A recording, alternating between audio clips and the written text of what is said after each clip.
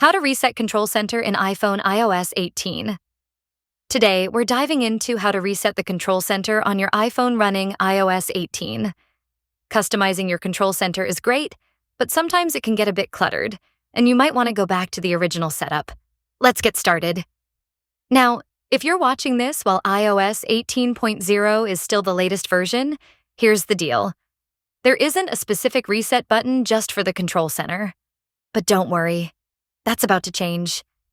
In the upcoming iOS 18.1 update, Apple is adding a dedicated reset option right in the Control Center settings.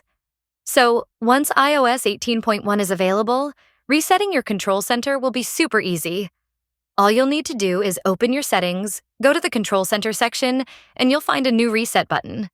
Just tap it, and your Control Center will go back to its default setup, without affecting any of your other settings.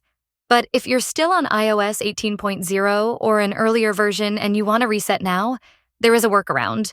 However, this method will reset all of your settings, not just the Control Center. Let me show you how. First, open Settings. Go to General, scroll down to Transfer or Reset iPhone, and tap Reset All Settings.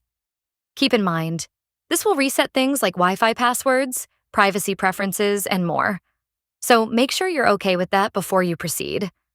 While this isn't as convenient as a dedicated reset button, it does the job if you need a fresh start. But once iOS 18.1 is out, resetting just the Control Center will be much simpler and won't mess with your other settings. I hope this helped. If it did, make sure to hit that like button and subscribe for more tips.